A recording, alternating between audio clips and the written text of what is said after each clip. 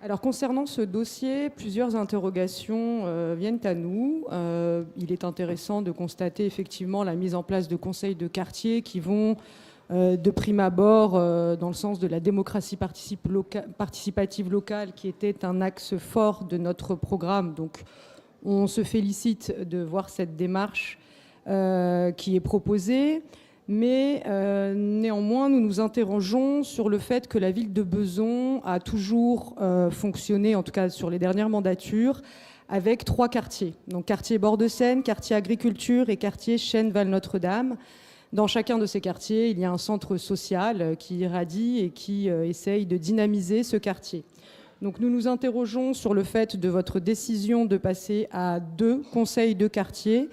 En tout cas de passer à 2 quartiers, et du coup ce qui entraîne 2 conseils de quartier, pourquoi ne pas passer sur le fonctionnement à 3, sachant aussi que la ville de Besançon s'agrandit, que nous passons d'une ville qui était à 30 000 habitants en 2020 et qui arrive aujourd'hui à 36 000 habitants, donc 6 000 habitants de plus, avec une ville qui se densifie, avec des besoins de la population à travers ces quartiers qui sont différents en termes d'aménagement, avec un quartier nord avec des attentes et des préoccupations différentes de celles du côté sud.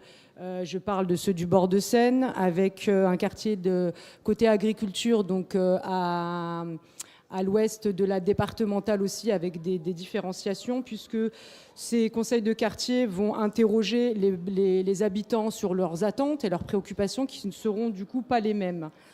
Le fait aussi, je vais revenir aussi, donc là je parle de la définition de ces conseils de quartier et de leur périmètre géographique, mais je m'interroge également, enfin nous nous interrogeons également sur la charte qui accompagne du coup ces conseils de quartier.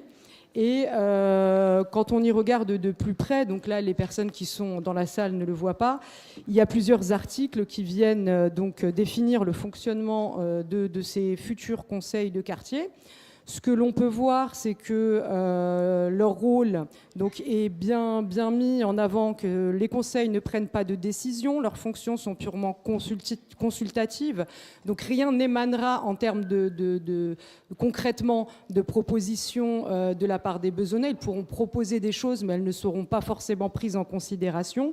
Donc ça, c'est un premier point et qui fait la différence entre votre vision de la démocratie participative locale et la vision que nous avons, nous, de la démocratie participative locale, puisque nous proposions, nous, des budgets participatifs et de la prise de décision de la part des Besonnais. Ici, on constate que c'est juste une instance qui entendra ce que la municipalité aura décidé. Ensuite, deuxième point, sur l'organisation. Donc on peut lire que la personne qui aura la police de ce conseil de quartier, eh bien, ce sera l'adjoint de quartier, donc un élu, non pas un Besonnais lambda qui pourrait prendre ce rôle-là. Ce serait un marqueur fort d'une volonté de réelle démocratie participative. La police de cette assemblée donc, est prise par cet adjoint de quartier. Les PV sont rédigés par cet adjoint de quartier.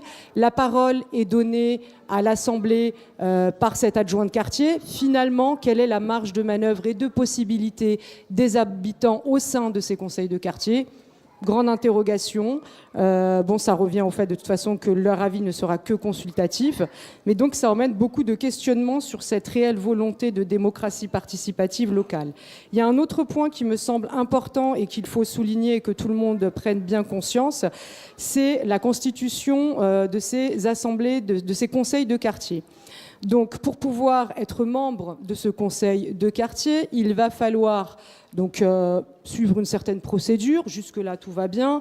Donc, pièce à fournir, copie de la pièce d'identité du candidat, copie du justificatif de domicile. Et ensuite, les membres devront être agréés. Par qui ? Aucune idée. Sur quels critères ? On ne sait pas non plus. Donc, on espère que tout le monde sera agréé et qu'il n'y aura pas des filtres qui seront mis à l'entrée. Donc ça, c'est quand même une forte interrogation dans cette charte, parce que ça pose question sur qui agrée. Et ensuite, il faut savoir aussi, cher public, que si vous souhaitez participer à ce conseil de quartier, vous serez informé de la date de ce conseil de quartier seulement 3 jours avant. Pour l'organisation et pour permettre la participation des Besonnaises et des Besonnais et le souhait de montrer qu'on a envie de vous inclure dans ces instances, vous aurez 3 jours pour vous préparer. Donc tous ceux qui ont des vies de famille, des agendas un peu chargés, ça va être un peu short pour vous de pouvoir prétendre à la participation à ces conseils de quartier. Donc vous voyez, il y a plein de choses qui interrogent, qui questionnent sur la volonté, sur ce qui est mis derrière ces conseils de quartier. Voilà, donc trois quartiers qui deviennent 2. Une gestion et une mise en place qui interroge. Voilà, donc tout ça. Ah oui, puis dernier point, excusez-moi. Alors, dernier point très important, article 6, donc le dernier, dispositions diverses. Les conseils de quartier peuvent être dissous par le conseil municipal. Voilà, donc le conseil municipal pourra décider de dissoudre le conseil de quartier.